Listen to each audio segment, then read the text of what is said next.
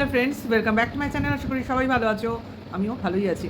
টন্দীপের গলা খারাপ হয়ে গেছে। হ্যাঁ, ওয়েদার চেঞ্জ হতেই পারে, ঠান্ডা গরম, বৃষ্টি হচ্ছে হচ্ছে না, গরম পড়ছে, পড়ছে না বলবো না, গরম পড়ছেই এবং ক্রমশ বাড়তেই আছে। বৃষ্টি হলে কখনো একটু কমে, কিন্তু সেই ঠান্ডা পরিবেশটা কিন্তু এখনও তৈরি হয়নি। তবে সেই লু যেটা, সেটা বন্ধ হয়েছে, আপাতত বন্ধ হয়েছে। রোদের তেজটা নেই, কিন্তু গরম কমেনি, এই হলো কথা। রন্দীপের গলা খারাপ হয়ে গেছে। পাখা চালিয়ে শোয়া, ও মুখে বলছে ভাই পাখা চালিয়ে শুই। আমি না, পাখা চালিয়ে শোবে না তো কী চালিয়ে শোবে? এসি চালিয়ে শোবে না, সেটা হলেও হতে পারে। পাখা চালিয়ে শোবো না, পাখা চালানোর জন্য ঠান্ডা লেগে যাচ্ছে, কি জানি বাবা। গ্রামের ওয়েদার আমার জানা নেই, কিন্তু গ্রামের ওয়েদার বলতে যেটা বোঝায় সেটা ওদের বাড়ির বাইরের পরিবেশ। বাড়ির ভেতরে মোটেও গ্রাম্য নয়, সেটা ইট কাঠ পাথরের একটা বাড়ি, এবং সেখানে গ্রামে না আছে মাটির দেওয়াল, না আছে খড়ের ছাউনি, না তোমার টিনের বাড়ি যেরকম হয় সাধারণত গ্রামেগঞ্জে, বা কাঠের সারফেস, কিছুই তো না। শুধু বড়সড় একটা বাড়ি, সেখানে ঠান্ডা ঢোকার কোনো রাস্তা নেই। মাটির বাড়ি হলে বুঝতাম, ঠিক আছে। তাহলে যেটা লেগেছে সেটা হচ্ছে ওয়েদার চেঞ্জ, অথবা অথবা বেশি রাত করে কোথাও যাওয়া, বেশি রাত করে কোথাও ঘোরা, বেশি রাতে ফেরা, বা বৃষ্টিতে ভেজা, ইত্যাদি ইত্যাদি কারণে হতেই পারে। কারণ ওদের ওখানে গঙ্গা পুজো চলছিল, তোমরা তো জানো। সেই পুজো উপলক্ষে মেলা চলছিল, এবং মেলায় ডিজে নাচ, ভোলনি নিশ্চয়ই, যে নাচগুলোর নাচ অবধি আমাদের দেখিয়েছে, পরেরগুলো আমাদের দেখায়নি, বা পরবর্তী দিনে সেগুলো এক্সপ্যান্ড করেনি। অর্থাৎ গঙ্গা পুজোয় গঙ্গা মূর্তি এনে পুজো হয়েছে, সেটার ভাসান সংক্রান্ত কোনো কিছুই আপডেট আমাদের দেয়নি। তাহলে আপাতত ধরে নেব ওই ফাংশানে বা ওই ডিজে লেট নাইট কিছু অ্যাক্টিভিটিসের জন্য গলায় ঠান্ডা লেগেছে, ধরে নিতে পারি আমরা, অনুমান সাপেক্ষ ব্যাপার। এবং হট করে এই গলা খারাপ, এই যে বাড়িতে একটা ন্যাচারাল ওয়েতে, ওটাকে কি বলে, কি তুলসী যেন, সেই পাতার রস করে মধু দিয়ে গরম জল দিয়ে খেলো। এটা একটা ঘরোয়া টোটকা, যেটা খেলে বাসক পাতা, তুলসী, এই তো এগুলো দিয়েই করে, যেটা হোক সেটা দিয়ে করলো, করে খেলো। যাই হোক, সেটা কথা না, কথাটা হচ্ছে কিছু তো হবে। লেট নাইট, রাতের দিকে তোমার ঘোরাফেরার কারণেও কিন্তু হতে পারে, বা বৃষ্টিতে ভিজলেও হতে পারে। যেটা দেখিনি সেটা বলতে পারবো না, ধরে নিচ্ছি। বাড়িতে থাকলে রাতে ফ্যান চালানোর জন্য গলা চোখট হবে এমন কোনো সম্ভাবনা কিন্তু নেই। আরেকটা হতে পারে ঠান্ডা খেলে, যেটা আমরা কোনো সময় দেখি না ওদের বাড়িতে। ঠান্ডা জিনিস কেউ খায় না, অর্থাৎ বরফ, আইসক্রিম, এই জাতীয় কোল্ড ড্রিঙ্কস, এগুলো খেতে দেখি না। হ্যাঁ, একবার দেখেছিলাম পুরীতে, টন্দীপের হাতে একটা ছোট কোল্ড ড্রিঙ্কসের বোতল, সম্ভবত 20 টাকার একটা কোনো বোতল, থামস আপের বোতল দেখেছিলাম। হ্যাঁ, খেতে দেখিনি। হ্যাঁ, বাচ্চাটার জন্য সবসময় তোমার মিরিন্ডা, মিরিন্ডা না, ওটাকে কী বলে, ফ্রুটিস, মাজা, এই জাতীয় জিনিস আনে। ভালো করে, ভালো করে, যেটা ভালো সেটা ভালো। অবশ্য করেই ওই কোল্ড ড্রিঙ্কসগুলো না দেওয়াই ভালো। বেটার মাজা ফুটি খাওয়া, ঠিক আছে, বেটার বেটার, ভালো বলছি না। যাই হোক, সেটা কথা না, কথাটা হচ্ছে এই ব্যাপার। কিন্তু এই অবধি তো ঠিক ছিল, যে কী কারণে হয়েছে আমাদের বলেনি। ফ্যানের কথা বললেও ফ্যানের জন্য গলা চোখটা হয় না, এক নম্বর। অবেলায় ঘোরাফেরা, বা অবেলায় এসে বেশি রাতে স্নান করলেও অনেক সময় ঠান্ডা লাগলেও লাগতে পারে। তা যাই হোক, যে কারণেই হোক, ব্যক্তিগত ব্যাপার, কিন্তু যেহেতু ক্যামেরার মধ্যখানে এসছে কথাটা, তার জন্য উত্থাপন হলো। আমরা সেই জন্য সেটাকে নিয়ে ব্যাখ্যা করতে বসলাম। অ্যাকচুয়ালি না জানালে এগুলো কিছুই বলতাম না। নেক্সট চলে আসি, আমরা জানি পান্তা ভাত খেলে কিন্তু শরীর ঠান্ডা হয়, জানো নিশ্চয়ই।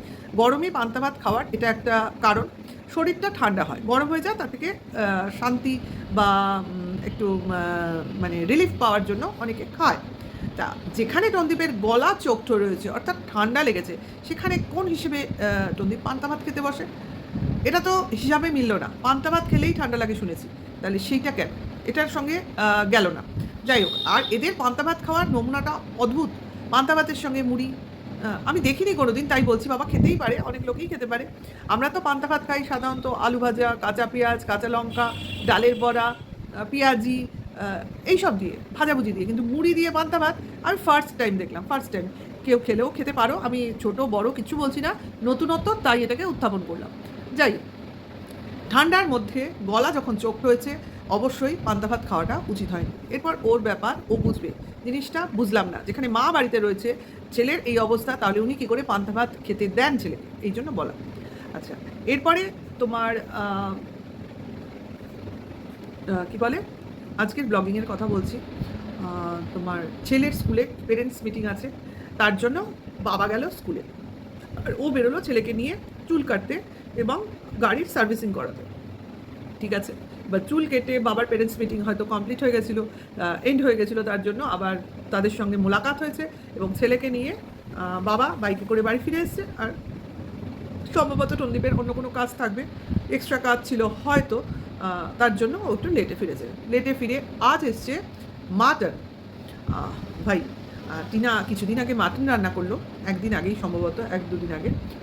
আজকে টন্দীপদের মাটন আনতে হলো, এবং ছেলে মাটন খায়, ও মাটন ভালো খায়। ছেলের নামে বললো বটে, ও নিজেও মাটন ভালো খায়। মাটন বাটন করছিল মনটা, মন তো করবেই। তুমি ব্লগিংয়ে দেখেছো কাউকে মাটন রান্না করতে, তোমার মন তো মাটন মাটন করবেই। আমরা তো ভাবছিলাম টিনা কোনো কিছু করলে টন্দীপের ব্লগিংয়ে সেটা আসবে না, হয় কী করে?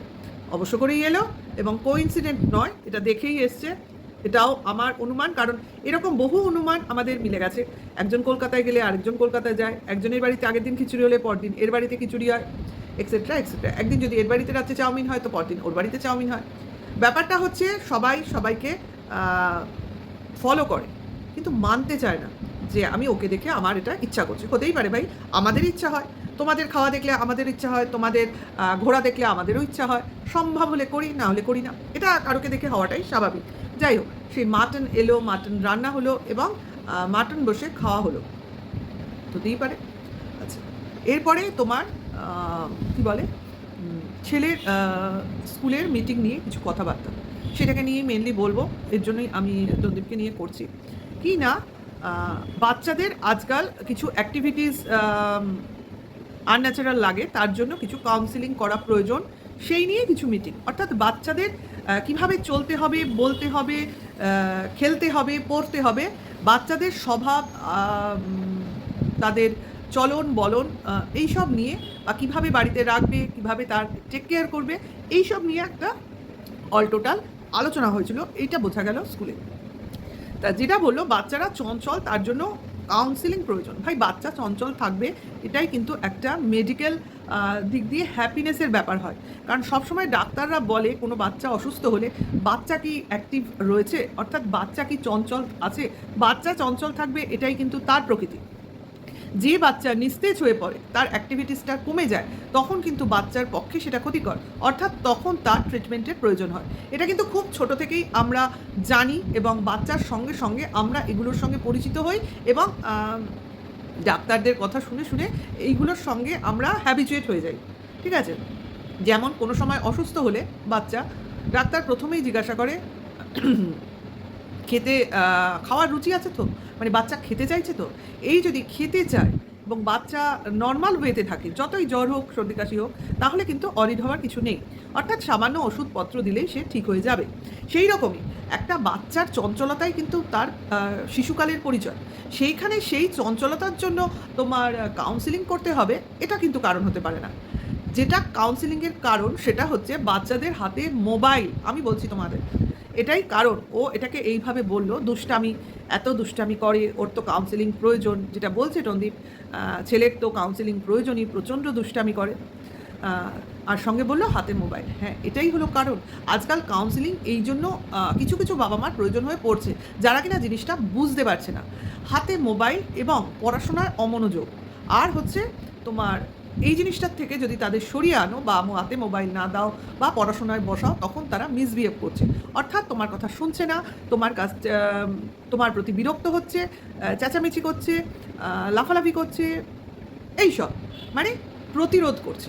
আজকাল এতটুকু ছোট বাচ্চা, আমাদের ছোট বাচ্চারা কিন্তু করেনি, তারা একটু এই যে একটু বড় হয়ে করেছে, আর এরা এই ছোট বয়স থেকে করছে। কারণ কি বলো তো? এখানে কারণ একটাই, বাচ্চাটাকে ছোট থেকে পড়ানো বা পড়তে বসার, ঠিক আছে, অভ্যাস যেটুকু বা তৈরি হয়েছিল মা থাকতে, এই 8-9 মাসে সেই অভ্যাসটা ওর গেছে, ও সেইভাবে পড়তে বসে না। এটা তোমরা অনেক ব্লগিংয়েই দেখবে, বাচ্চাটাকে যখন পড়তে বসায়, হয় ও শুয়ে থাকে, নয় ও অন্যদিকে তাকিয়ে থাকে, নয় শুয়ে দেয়ালে পা তুলে উল্টে থাকে, মানে কখনো মাইনিউটলি বই বা খাতার দিকে তাকায় না, বা কোনো জিনিস নিজে, এমনকি একটা ছবির বইয়ের দিকেও ভালো করে দেখে না, অর্থাৎ ওর মনোযোগের বিঘ্ন ঘটছে। এটাই হলো মেইন। আর নেক্সট হচ্ছে মোবাইল, যেখানে মা বাবা দুজনেই ব্লগার, বাড়িতে অল টাইম মোবাইলের ক্যামেরার কালচার, ছোট থেকেই laptop, mobile, camera, action, reels, এইসব দেখে একটা বাচ্চা বড় হয়, জন্ম থেকে শুরু করে এখন সার্টেন এজ অবধি তার যে টাইমটা গেছে, পুরো টাইমটাই সে কিন্তু এই জিনিসগুলোই দেখছে, ফলো করছে। তাহলে সে কী করে মোবাইল না ধরে বসে থাকবে? এই যে ব্লগারদের বাচ্চাদের মেইন প্রবলেমটাই শুরু হয় এখান থেকে। এদের পড়াশুনো করাটা কিন্তু খুব টাফ, খুব টাফ। কারণ তার বাবা মা যদি সবসময় মোবাইল নিয়ে দাঁড়িয়ে থাকে, তাহলে তারা বাচ্চাকে কোন সময় পড়তে বসাবে তোমরা বলতে পারো? একটা বাচ্চাকে পড়তে বসানো, আমার সঙ্গে মোটামুটি সবাই এক হবে, কোনো টাইম থাকে না। হ্যাঁ, টাইম তৈরি হয় ধীরে ধীরে, প্রথমে কোনো টাইম থাকে না। অর্থাৎ আমি 1 ঘন্টা পড়াবো বলে বসলে সেটাকে 2 ঘন্টা 2.5 ঘন্টা হয়ে যায়। কারণ বাচ্চা কতটা টাইম নেবে সেটা বাচ্চার উপর ডিপেন্ড করে। আমি মনে করলাম আমি 1 ঘন্টা পড়িয়ে ছেড়ে দেবো, তাহলে কিন্তু তার পড়াশোনা সেভাবে হবে না। সব বাচ্চা সব রকম এক টাইমে সব জিনিস নিতে পারে না। কারোকে 1 বার বললে সে বুঝে যায়, কারোকে 2 বার বললে বোঝে, কারোকে 3 বার বললে বোঝে, কারোকে 5 বার বললেও সে বোঝে না। এরকম হয়। তার মানে তোমার ধৈর্যের পরীক্ষা হয় এখানে। বাবা মার ধৈর্যের পরীক্ষা হয়। কতক্ষণ তুমি সেই বাচ্চাটার সঙ্গে অ্যাটাচ থাকতে পারছো। এবং শুধু তাই নয়, পড়তে বসালাম একটা জায়গায় নিয়ে, সেটা না। সব রকম কাজের মধ্যে তার পড়াশোনাটাকে ফোকাস করতে হবে। মনে করো আমি বলছি কোনো একটা কিছু নিয়ে খেলছে, কোনো একটা কিছু নিয়ে খেলছে, সেই খেলার মধ্যে দিয়ে তাকে কাউন্টিং বলো, মোবাইল হাতে নিচ্ছে, মোবাইলের মধ্যে তাকে বিভিন্ন এডুকেশন অ্যাপ দিয়ে দাও। অর্থাৎ গেমসের মাধ্যমেও তোমার ব্রেইনের একটা বিকাশ ঘটে, কিন্তু ব্রেইনের গেমসের নেশাটা আবার খুব মারাত্মক। সব গেমসে তো তোমার পড়াশুনো থাকবে না। অ্যালফাবেটিক চেনার যদি কোনো গেমস থাকে তো বেটার, কিন্তু যদি ওই রেসিং ফেসিং গেমসের মধ্যে চলে যায় তাহলে দেখবে পড়াশোনার বাইরে ওইগুলোই ভালো লাগছে। ঠিক আছে, তার জন্য তোমার বিভিন্ন ব্লক এমনি মানে ইনডোর গেমসের মধ্যে তোমার ওকে ইনভলভ করতে হবে। অর্থাৎ তোমার বিভিন্ন ব্লক, বিভিন্ন ওয়ার্ড মেকিং, এইগুলোর মধ্যে তাকে রাখতে হবে। আমার তো মনে হয় না টন্দীপদের ফ্যামিলি এই ব্যাপারটা এত সুন্দরভাবে বুঝতে বা করতে পারবে। যেটা করলে সুবিধা হতো সেটা হচ্ছে বাড়িতে একটা প্রাইভেট টিউটর রাখতে, না লোকাল কোনো লোকজন নয়, একজন এডুকেটেড প্রাইভেট টিউটর ওর প্রয়োজন ছিল। শুধু স্কুলে হয় না, বাড়িতেও রেখে এই যে পড়ানোর একটা অভ্যাস সেটা তৈরি করা উচিত ছিল। 2 দিন আগেও আমরা দেখতাম ওকে বাইরে কোথায় জানি পাশের বাড়িতে পড়তে পাঠাতো, এখন আর সেখানে পাঠায় না, বোধহয় দরকার নেই, হতে পারে।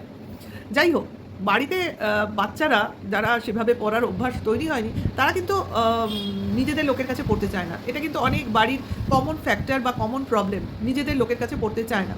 তারা বাইরের টিচার বা বাইরের কেউ যদি এসে পড়ায় তাহলে কিন্তু তারা বেশি সভ্যভদ্র একটু ভয়ের জন্য পড়তে বসে।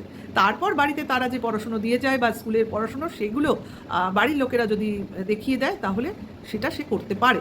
কিন্তু পড়তে বসানোর জন্য কিন্তু আমার মনে হয় বাচ্চাদের এই অবস্থায় একটা টিচার ওর দেওয়া উচিত ছিল, যেটা ওরা করছে না বা করবে না আমার মনে হয়।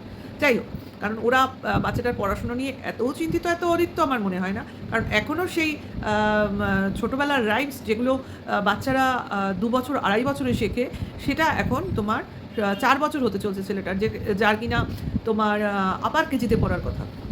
আপার কেজি মানে কেজি 1-এ পড়ার কথা, 4+, 5+, না আপার কেজি, এরপরে তোমার কেজি 1, তারপরে কেজি 2। তাহলে এখনও তো সেভাবে তোমার কিন্ডার গার্ডেনটাই ঠিকভাবে শেষ করতে পারিনি আমার যতদূর মনে হয়। না 1 থেকে 100 পুরো বলতে পারবে, 20 অবধি আমি বলতে শুনেছি। যাই হোক, এইগুলো তোমার বাড়ির ইনভলভমেন্ট আর বাড়িতে একটা টিউটর রাখা বিশেষ প্রয়োজন। আর যে কাউন্সেলিং বলছে মোবাইলটা সরানো, সেটা তো ওরা কী করে সরাবে? বাড়িতে অল টাইম মোবাইল, তো বাড়িতে বাচ্চার সঙ্গে যুদ্ধ লেগে যাবে। প্রথম থেকে ওটা হাতে না দেওয়া উচিত ছিল। হ্যাঁ, খেলনা মোবাইল দিলে যেটা হতো, একটা অরিজিনাল মোবাইল দিলে কি সেটার বেশি কার্যকর হয় কখনো? তার এই যে মোবাইলের একটা ব্যাড এফেক্ট, এটা অলরেডি বাচ্চাটার উপর পড়ে গেছে। দেখা যাক ভবিষ্যতে কি হয় বা কী ধরনের স্টেপ নেয়। কাউন্সিলিংয়ের প্রশ্ন চলে আসছে। একটা বাচ্চার মার বাইরে চলে গেলে বা মার থেকে দূরে থাকলে যে কতটা অধঃপতন হয় বাচ্চাটার বা কতটা ক্ষতি হয়, দেখো তোমরা ধীরে ধীরে প্রতিটা ভিউয়ার্স বুঝতে পারবে। আর মা বাচ্চাকে চাইছে, অথচ বাচ্চাটাকে মার কাছে আসতেই দেওয়া হচ্ছে না। এই যে ভিডিওসগুলো, এই যে প্রবলেমসগুলো উঠে আসে না, এগুলোর থেকে কিন্তু অনেক কিছু আমাদের কাছে ক্লিয়ার হয়ে যাচ্ছে। এগুলো কিন্তু এক একটা বড় প্রবলেম, যেটা ফেস করতে টন্দীপকে যথেষ্ট প্রবলেমে পড়তে হবে। কারণ বাচ্চাটার ভবিষ্যৎ, বাচ্চাটার ফিউচার বিশাল একটা বিগ কোয়েশ্চেনের মুখে, যেটার জন্য মাকে প্রয়োজন, যে বিচারক সেটা কিন্তু সে কিন্তু এটা দেখবে। যাই হোক, এর বেশি বলার প্রয়োজন নেই, কারণ আসল রাস্তা এরাই খুলে দিচ্ছে। ক্রমশ প্রকাশ্য ধীরে ধীরে সব সামনে চলে আসবে। এবং আবারও বলবো, ভগবান যা করছেন বা করবেন ভালোর জন্যই করবেন। টিনার ভালো হোক, ওর ছেলের ভালো হোক, সবার ভালো হোক বলে ভিডিওটা আমি এন্ড করব। ভালো লাগলে ভিডিওটা লাইক, কমেন্ট, শেয়ার করো। নেক্সট ভিডিও ওয়েট করো। নতুন হলে সাবস্ক্রাইব করে নোটিফিকেশনটা অন করো। আর এখনকার জন্য টাটা, বাই।